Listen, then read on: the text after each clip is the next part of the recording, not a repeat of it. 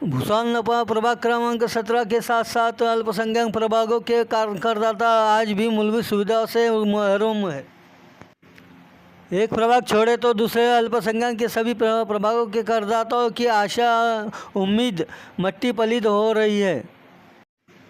नपा के सत्ताधारी विरोधक ये दोनों गठों में सुलह करने की कोशिश करके विकास कामों की तरफ ध्यान लगाएंगे करदाता रहवासी के शिष्टमंडल।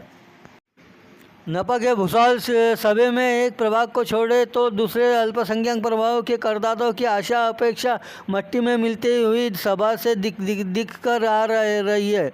इसलिए करदाता रहवासी में बड़े तादाद में गुस्सा संताप दिखकर आ रहा है। हमको राजकारण नहीं, हमारे प्रभाव का विकास होना, ऐसा बोला जा रहा है। भूसाल नपा के पहले विरोधक आज के सत्ताधारी बोलो या पहले के सत्ताधारी आज के विरोधक, ये दोनों गठों में बस राजकारण की बू और अपने अपने वर्चस्व की लड़ाई में खींचातानी दिखाई दे रही है, पर उसमें करदाते रहवासियों की मरण दिखाई देने लगी है। दोनों गठों का मंसूबा काम के लिए कि अपने अपने वर्चस्व का या राजकीय दुश्मनी की वजह से रस्सी खींच शुरू है, ऐसा बोले तो गलत नहीं होगा। ऐसा खुलेआम करदाताओं में बोला जाने लगा है, क्योंकि पहले के चौधरी गठ का बोलना था नगर अध्यक्ष के पास विरोधकों ने अपनी समस्या और कामों को लेकर उनके सामने रखे, तो दूसरे गठ सत्ताधारी लोनारी गठ भी बोलते हैं कि राजकीय देश के इरादे बाजू में रख कर संवाद करें। ऐसा हुई सभा के बाद में संवाद से देखने को मिला। दोनों की भाषा एक, तो इरादे क्यों अलग अलग, ऐसा भी बोला जा रहा है। कई सालों से प्रभाग नंबर 17 और दूसरे अल्पसंख्यक प्रभागों के करदाता रहवासी मूलभूत और विकास कामों से दूर रहना पड़ सकता है, ऐसा दोनों गठों के मंसूबों से देखने को मिल रहा है। ऐसा ही रहा तो दोनों गठों के विवाद में हम पीछे जा रहे हैं, ऐसा अब खुलेआम बोले जा रहा है।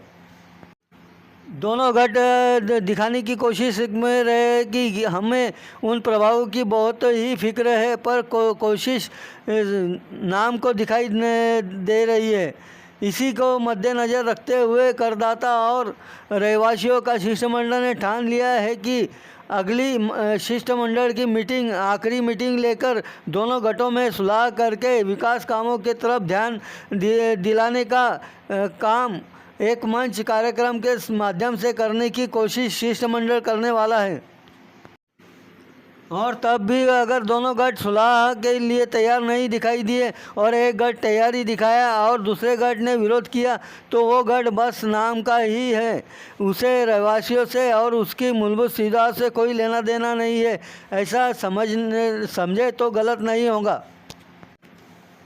ऐसा भी खुलेआम चर्चे का विषय बनते जा रहा है। इसलिए अब राजकारणियों का नान करना बेवकूफ़ी होगी।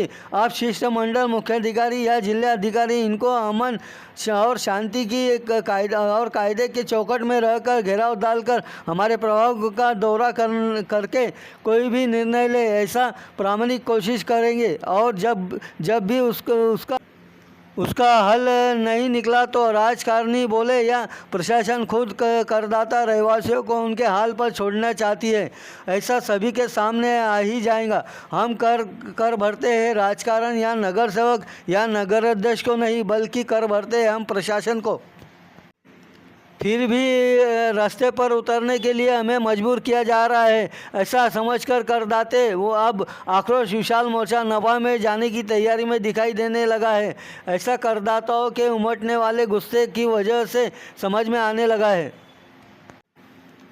अब भी अगर प्रशासन नींद में से नहीं उठा और न्याय देने में नाकाम दिखाई दिया, तो मुख्याधिकारी और जिलाधिकारी इनके खिलाफ हमारे मूलभूत सुविधा और हक के लिए न्याय मंदिर की पायरी चढ़कर देश के संविधान के मार्ग से न्याय मांगेंगे। और हमें संविधान और न्याय देवता पर पूरा विश्वास है और हमें वहाँ जरूर मिलेगा, ऐसी उम्मीद करदाता रहवासी शिष्टमंडल लगाए हुए हैं।